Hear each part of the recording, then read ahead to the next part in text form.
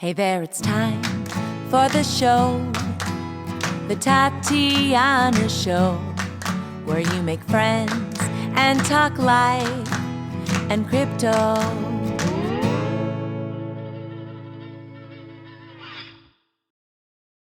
Hello, everybody, and welcome to the Tatiana Show.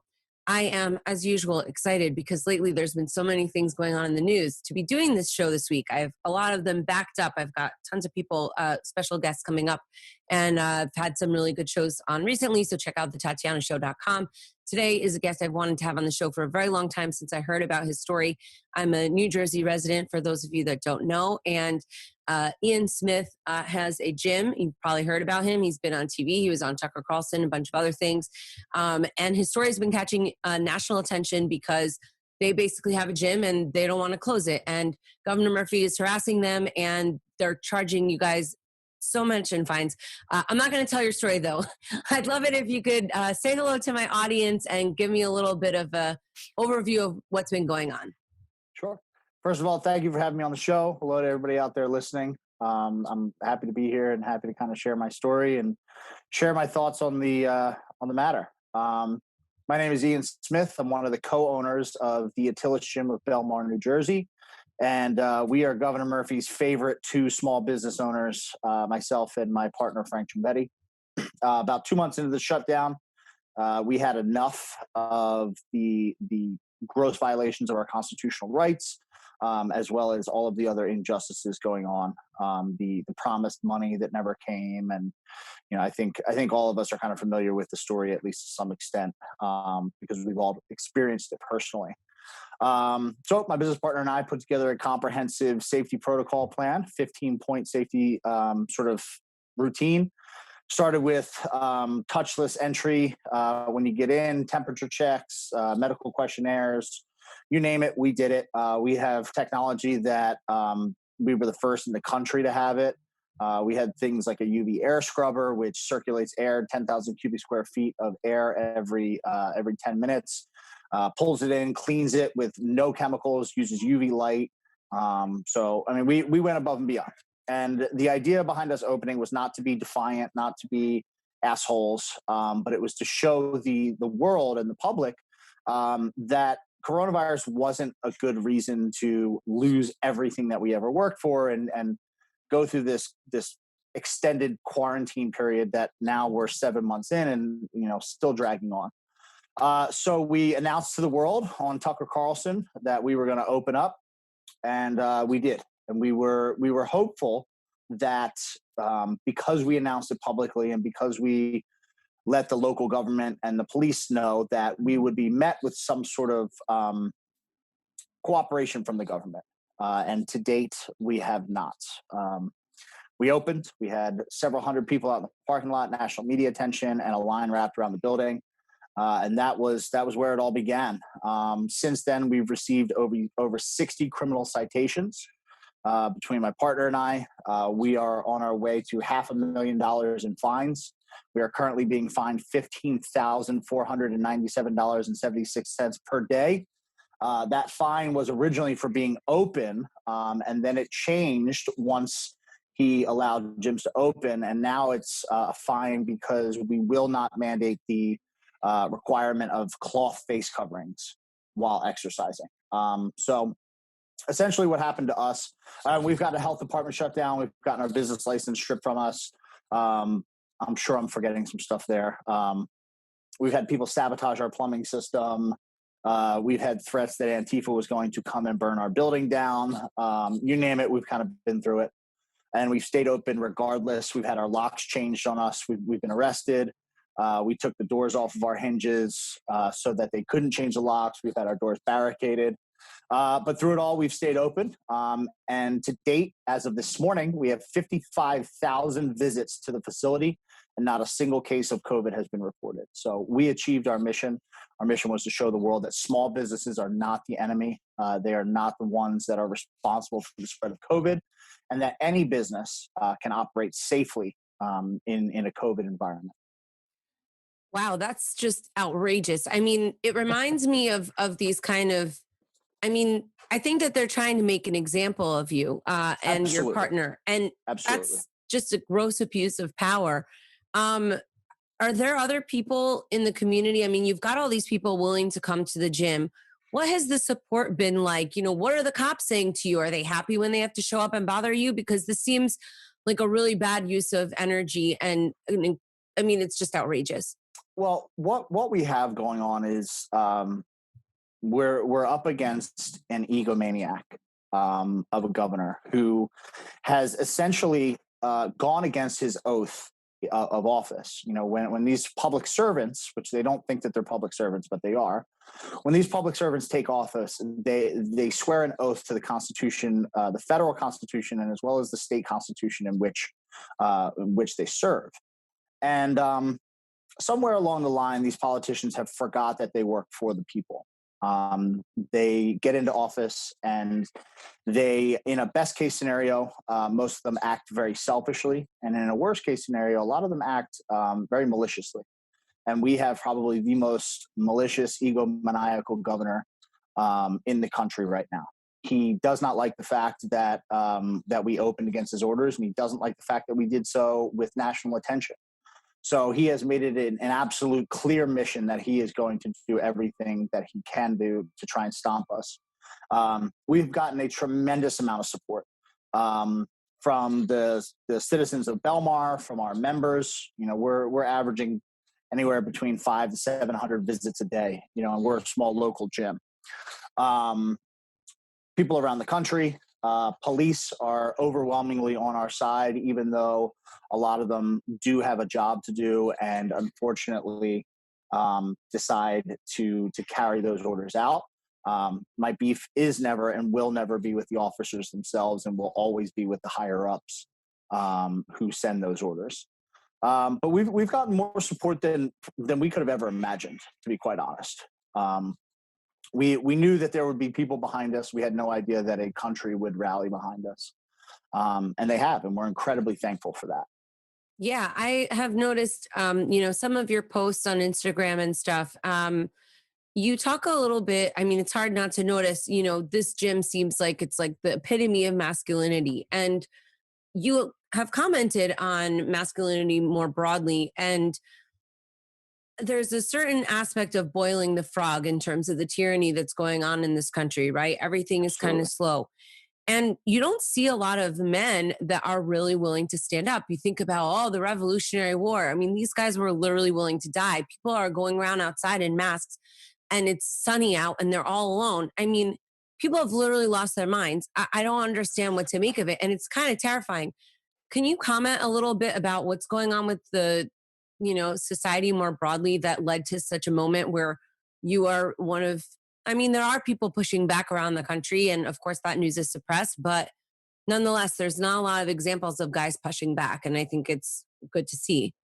It's alarming. It really is. I think in general, speaking about just people, how quickly people are ready to just shut up and obey, I think is something that we all need to take a really good look at moving forward. But as far as men and their role in this, I've met a lot of really, really strong men, and really, really strong people in general. But sticking to the topic of masculinity, um, we're few and far between, and we're really spread out, and it's alarming. But it's something that I place the blame on where we're at in society almost entirely on men. Um, as a man, it is your fundamental role to protect. That's that's in the nature of masculinity, is to protect. You protect your immediate circle first. You protect your wife and your children and your immediate family, and beyond that, you protect sort of your tribe or your community, whatever you want to call it. And beyond that, you protect your country and your society. And we have not done that as a collective. Men have become very complacent, very lazy, and very weak, both physically and mentally. And I think it's something that's been coming for a long time. You see it kind of push through our educational system. You see it push through the entertainment industry. The way men are portrayed in television and movies. They're these like simpleton idiots for the most part. And in schools, kids, young boys are taught like not to fight and not to be aggressive. And if they have too much energy, it's like, oh, give them some ADHD medication. He can't be too full of energy. God forbid. And it's something that's culturally been happening for a long time. The idea of traditional masculinity has been shunned, kind of by this third wave or fourth wave of feminism, where it's this idea that the traits that make you masculine, your capacity for violence is one thing, and I stress the word capacity for violence. Aggression, competitiveness, all of these traits that they're inherently who we are as men. They're shunned and they're called toxic. And God forbid you're a guy who portrays these things. You're labeled as like this danger, this threat to society, or you're mocked for embracing that. You know what I mean? And it's something that I think we really need to take a really hard look at, because if there were more men who stood their ground and said, I don't agree with this and I don't want this for my family and my community, then we wouldn't be in this same position today. So it's something that I came to realize through all this, because when Frank and I stood up and we said, absolutely not, we've had enough, we really thought that this would be over very quickly, because we thought we were going to stand and then we would turn around and there would be an army behind us, and there wasn't. There was crickets. We have people come in all the time and they thank us for for what we did, and especially small business people. We have guys come in here, or even just small business people in general, saying thank you for what you did, and it's like, don't thank me. Open your fucking business. Like that's like, I don't want your thanks. I want you to open your business. So there's too many fires to put out, because that's how these people have gotten away with this, is they've scared everybody. Nobody wants to get in trouble, or nobody wants to stand up for what they believe in, because they think that they're going to get punished. And they're not ready to take the punishment. And I think it's a sign of weakness. Because that's not what this country was founded on. This country was founded by men and women who came from places and understood what it meant to be under the boot of government. And they came here and they created a country that wasn't perfect, but they had perfect goals. And that was to create a place where you could come and you were in control of your life. That there were a couple ground rules, but the general idea was life, liberty, and the pursuit of happiness, and you are in control of that.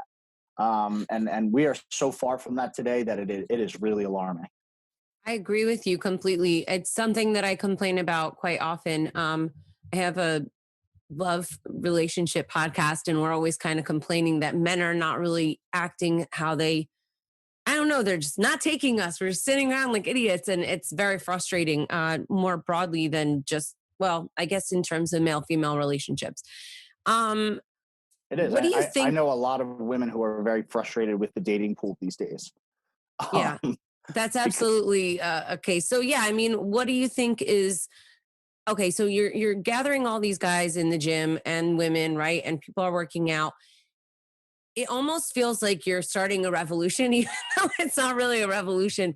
Something that people don't talk about during COVID is their health and their physical fitness. And that's what makes this also really crazy. So do you have like workout tips or kind of a philosophy that has been coursing through the gym? Do you guys, do punch outs at like Murphy's face or something? Like what happens there?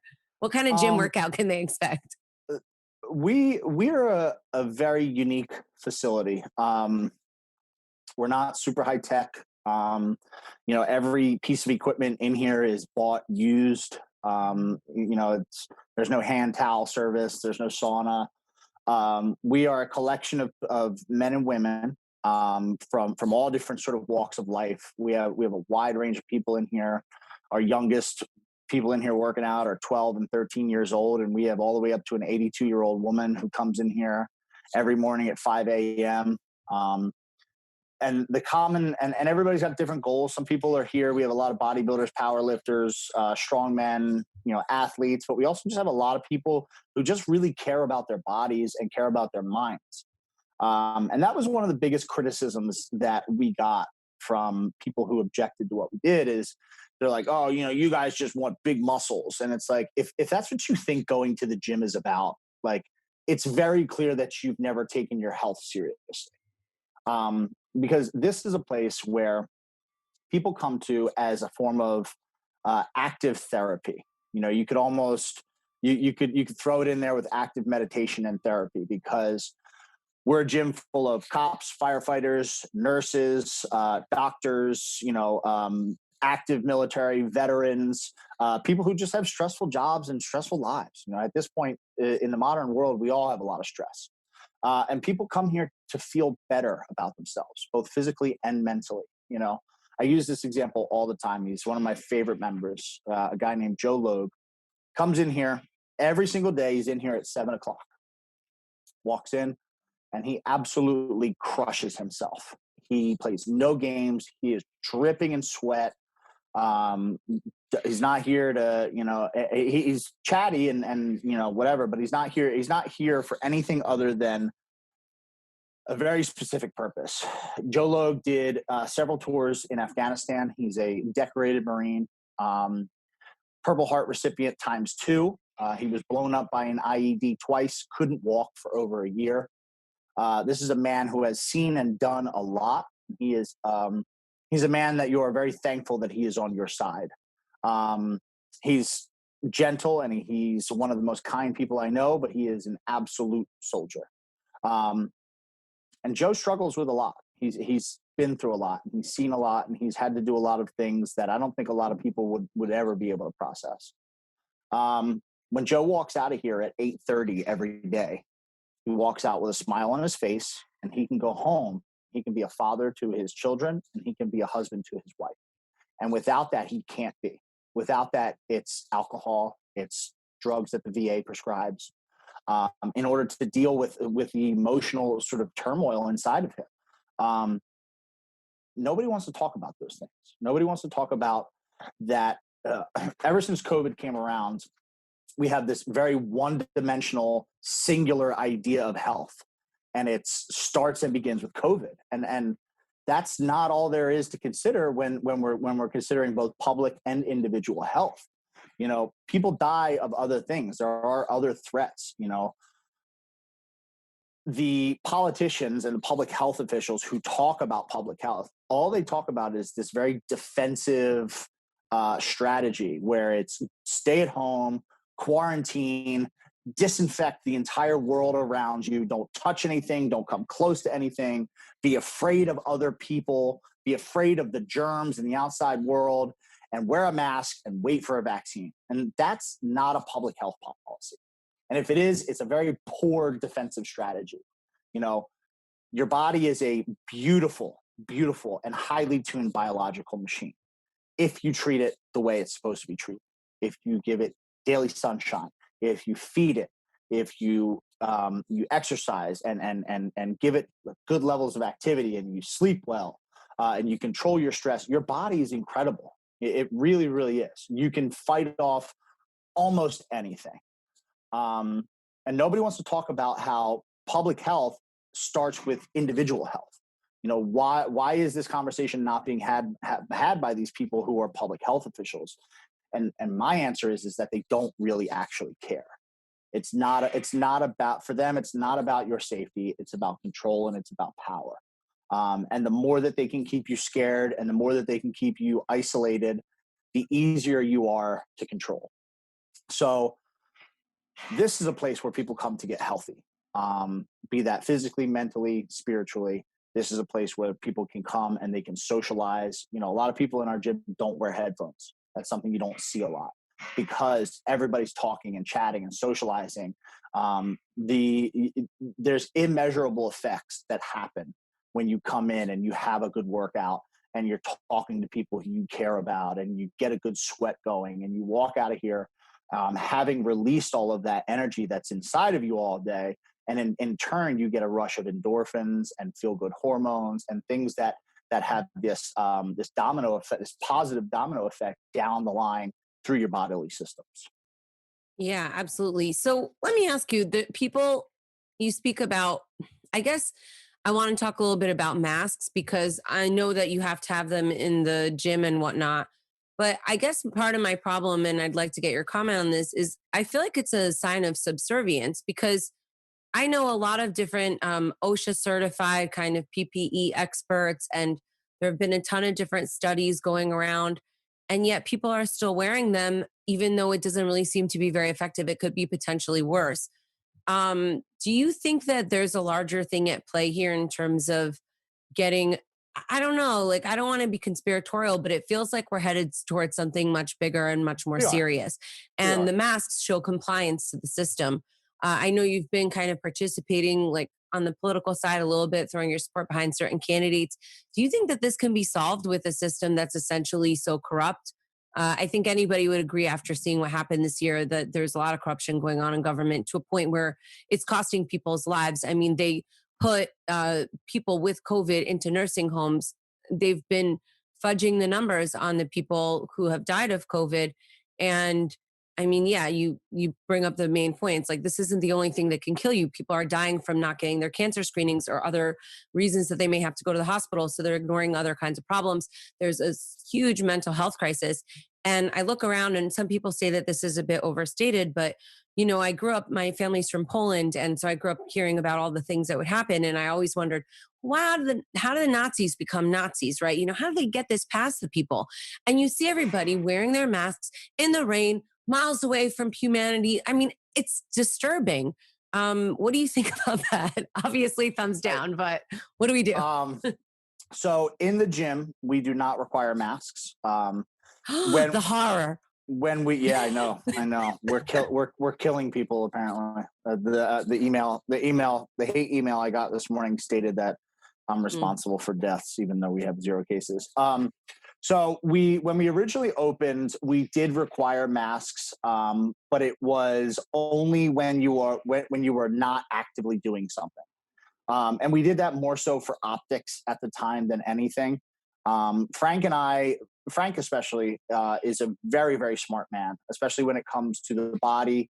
Um, he understands it way more than the average person. But we've been doing our homework through all this, and the science is very, very clear. First of all, cloth face coverings are not effective. They have zero efficacy. Um, Putting a cloth face covering that you bought for $5 off of Etsy over your face and expecting you to not contract the virus is like putting up a chain link fence to stop a flood. Like it just the numbers don't even match. The size of the virus and the size of the holes in the cloth are worlds apart. Um, so we don't require them. There are some people who do wear them. Maybe less than 1%, I would say, of our people. But on the whole, in general, what you're seeing it's subservience. You know, people, because they're scared, and I would go so far as to say because they're lazy. Um, because if I'm truly scared of something, I'm going to do everything in my power to learn about it. So I think laziness plays a big part in it because these people are scared, but they're not actually researching. They're not actually going out there and saying, "All right, this is something." You know, when COVID first came, I won't even deny it. I was just as alarmed as the next person. That's You a know, reasonable thing in the very beginning, but after a while, it exactly. just became preposterous. I mean, come on, you know, you're It not going did. to stay at home forever. It started not adding up very quickly. You know, like you even said it, the numbers were being fudged. Most of the people dying were in long-term care facilities, especially here in New Jersey. Thanks to Governor Murphy, we have over 7,200 deaths in our nursing homes, which accounts for over 60% of the deaths, which is a whole nother discussion because he uses the numbers of deaths to scare people. But in reality, he caused more than 60% of them himself. Um, Whole nother discussion. However, when I see people wearing masks, the first thing I think is subservience, because as an adult, and as an adult in a free society, you have a responsibility to educate yourself. And if you're not, then you will be taken advantage of. And I think that's just the way of the world. If you're not actively educating yourself about the world around you and things that are going on, you will be taken advantage of. And when I see people walking around with masks, I think they're being taken advantage of. I think it's the first step in a long series of escalations, to bring in a sort of a new form of social control. Um, I did time in prison when I was younger, and it's an analogy for a different thing, but it holds true. I was talking to an older gentleman who was my cellmate at the time, um, and he had a pretty serious crime. And I asked him, I said, like, how did that happen? How did you, like, you just one day you just went and did this? And he said, think of your life like this. He said, you're in a room and in front of you is a door, you know, and if you open that door and go into the next room, it's easier to open the door in the next room, and it's easier to open the door in the next room, and the next room, and the next room. And as you continue to open those doors, you get further and further away from who you actually were, right? So you're applying that same point here is, that they've already talked about the fact that they want to microchip people, that they want to vaccinate everybody and all this stuff.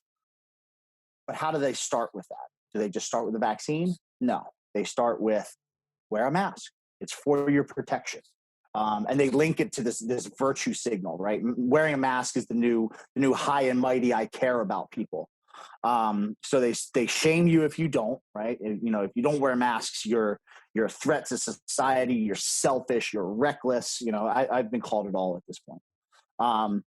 So you agree to wear the mask. You wear the mask. You wear the mask. The mask becomes commonplace. It becomes part of your everyday life.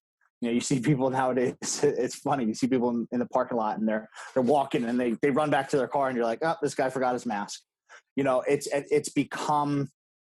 7 months ago, if somebody told you to slap a mask on your face, you would have told them to go fuck off.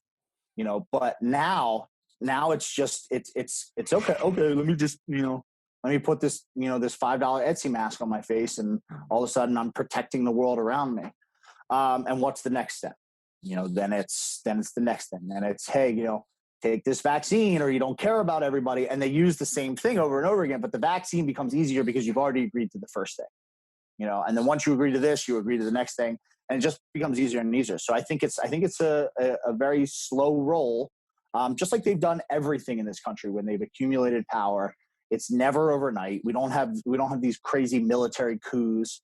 It's been slid in piece by piece, little by little, as Americans kind of sit by just watching it happen, and not paying attention to the details. Um, do you believe in God, or do you feel like there's some kind of like a higher calling? Because you're going through a lot of trials and tribulations, and I want to get to the part where how much it is that you owe and how people can help. But it isn't the most pleasant experience, although I imagine it's fulfilling in another way. Do you have something that kind of drives you? Do you think it's like this country's going to shit, or is it, every man's duty to fight for that one little small piece? Or what do you think it is that drives you and your team, for that matter? Because I know you've got other people around you that are So participating in little this. bit of all that.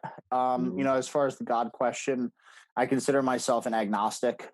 Um, I'm pretty sure that there's something greater than me here. Do I know what it is? I don't know. I'm the kind of person I need to understand it, and if I don't understand it completely, I'm not going to say that I know anything about it. Although I am spiritual, so I would call myself sort of a spiritual agnostic. Um, and I have faith that everybody is here for some sort of reason, and I've had some kind of crazy things happen in my life. When I was 20 years old, I caused a motor vehicle accident that killed another young man, and I had to get right with that. I had to learn how to be okay with that. And a lot of that was placing my faith into something outside of myself. I'm not the type to say everything happens for a reason. But I am the type to say that if you look hard enough, you'll find a reason in anything. Um, and when this came to our doorstep, we didn't choose this fight. This fight came to Frank and I, and we just decided not to back down. It was, for us, it wasn't a question. Frank's 50 years old. He's got 5 kids and a wife. I'm 34 years old. We've poured everything into this business, and we are true representations of the American dream. There's nothing special about me. I worked hard, and I got to the position that I am in currently because of that hard work. And I wasn't going to surrender it just to anybody because they said COVID. But I do think it's your duty. If you want to live in America, which is the greatest country in the world, and you want to take part in this social experiment that we have started, that upholds the ideals of life, liberty, and the pursuit of happiness and freedom and equality among men and women of all backgrounds. And if you buy into that whole American dream, then, as cliche as it is, freedom isn't free, and sometimes you got to stand up and fucking fight for it. And that's what this is. So in our darkest days, in our hardest moments, when we're most scared, that's what I lean into. I lean into the fact that there are people who came before me, who put their life on the line, who fought and died for this country. There are men who stormed the beaches of Normandy, in order to protect the American ideals. And you go back further than that, and there are men who fought and died, and so for me, this is there was never any question. It was just something you had to do. We had to stand up. What is happening and what was happening is not right. There is no, you can't explain it to me. You can't tell me it's for my safety. It's for this. It's for that. It's for the greater good. It's not.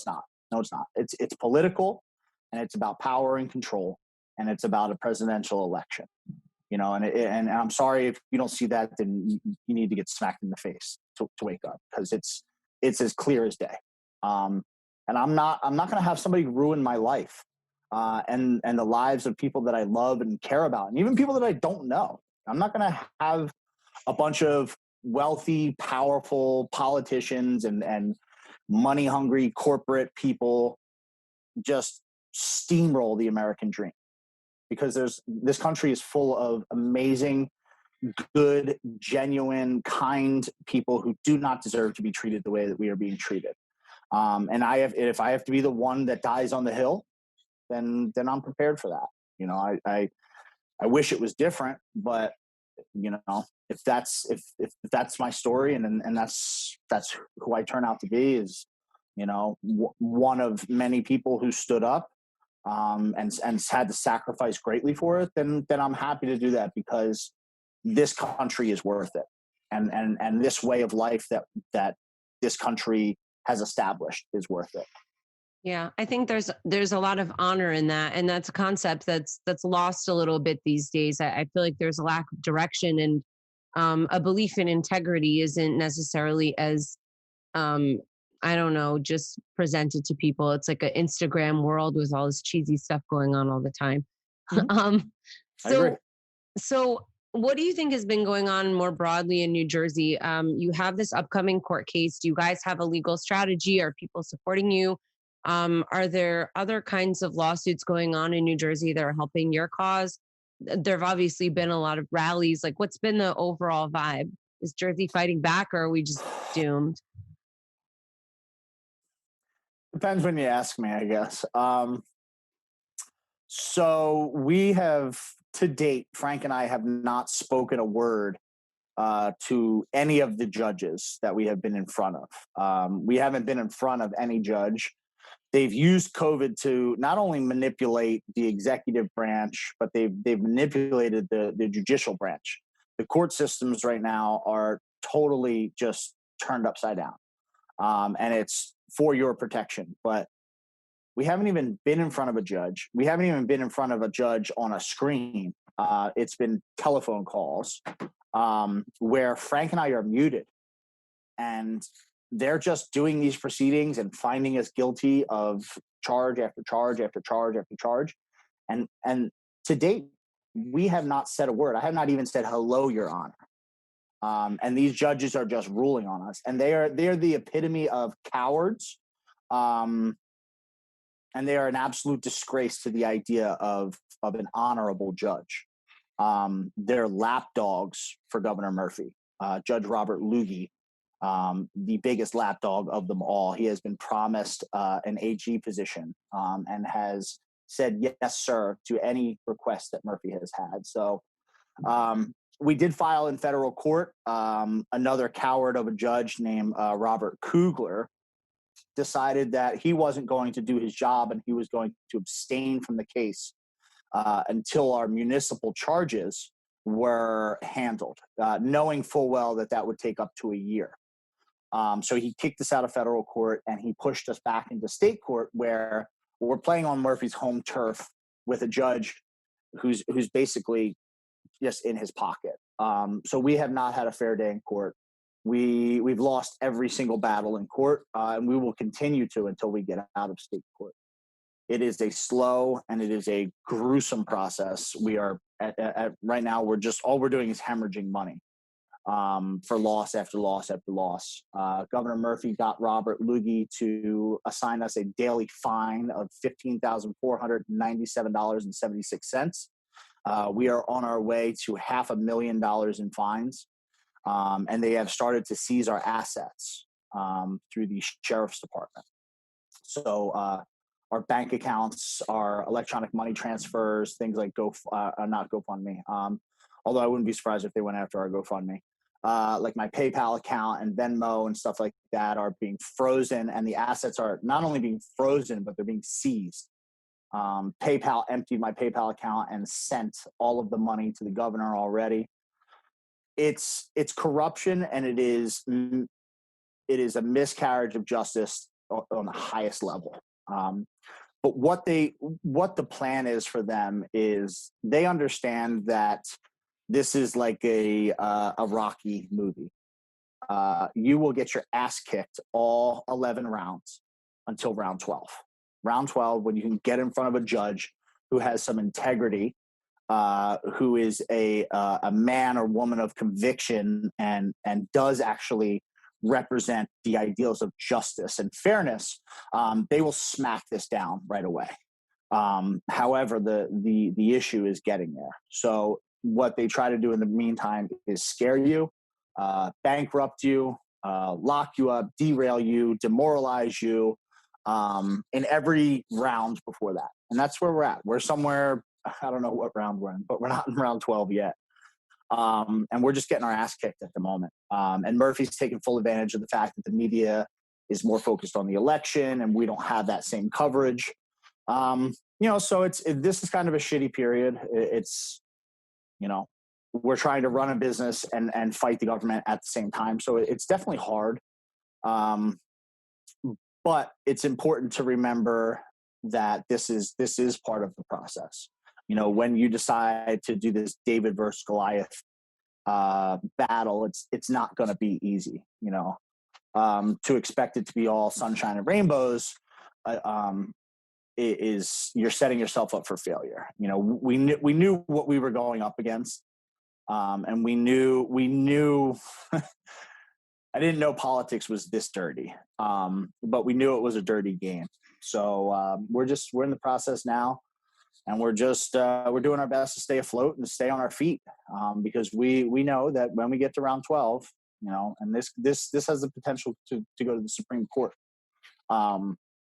When we get there, we will have our day in court, and it will all be worth it. I hope so. I mean, I don't know. I have a good friend, Ross Ulbricht, who's serving double life plus 40 years for all nonviolent crimes with the Silk Road case. And I know firsthand, just from his experiences, how brutal governments can be. So I agree with you. This is completely absurd. Maybe we'll see some kind of changes. The elections are definitely taking all the air out of the room right now.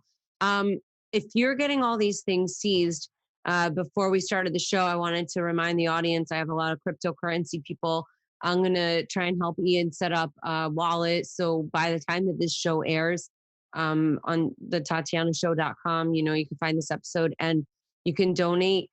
I don't know how many people are going to donate, but I think longer term, having a cryptocurrency solution has never been more obvious, because that's not something that anybody can ever take from you. And, people always say, oh, anonymity and privacy, oh, that's really bad things. But sometimes it's for No, people it's that you not. view as a political dissident or the victim of some political persecution. And I think that this is a case of that, certainly. Um, where can people donate in the meantime? Like, do they just show up to the gym? They're like, bring their workout We bags, they'll do cash. Like, how does it work? So when it comes to support, I always like to stress that that first and foremost, it isn't always monetary support. A lot of people, they don't have the means to donate. Sharing the story is incredibly powerful. Doesn't matter if you have 5 friends or 5 followers or you have a million.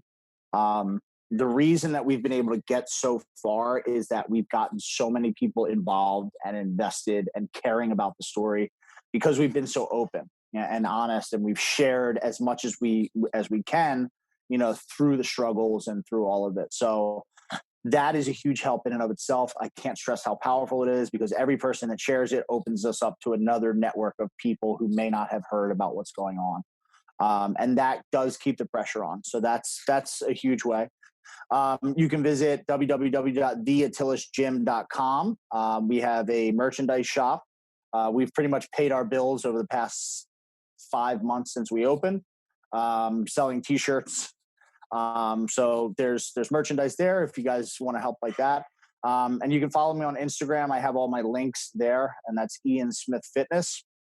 And there's a link to our GoFundMe there. If you want to just Google that, you can. It's Atilis Bellmawr Court Relief.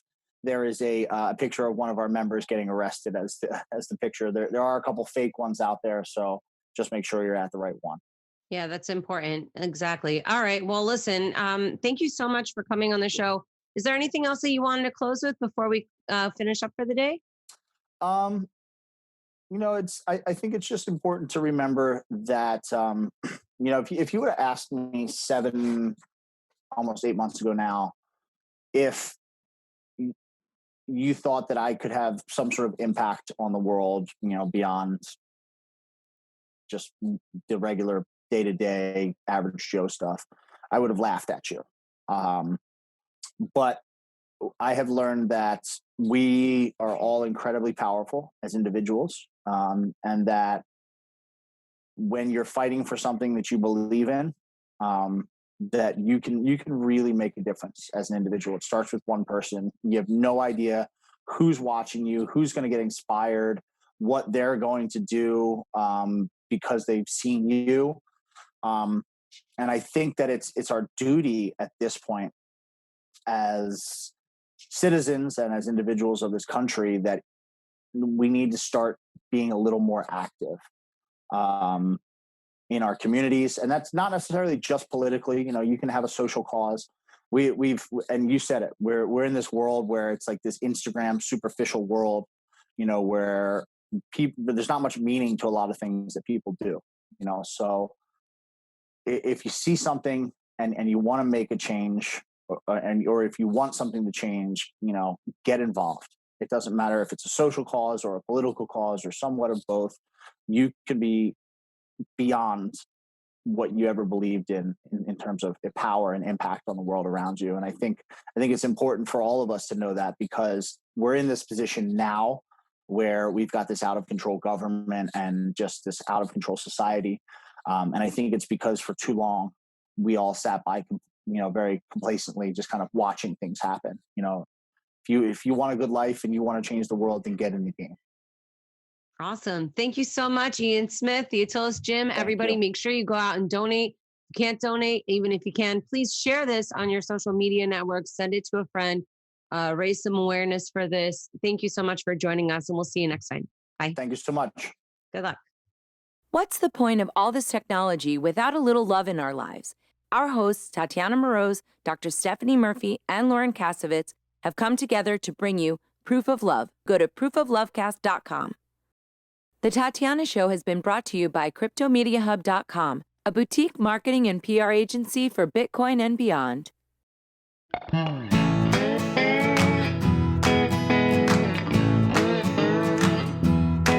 Hey there, it's time for the show, the Tatiana Show, where you make friends and talk life and crypto.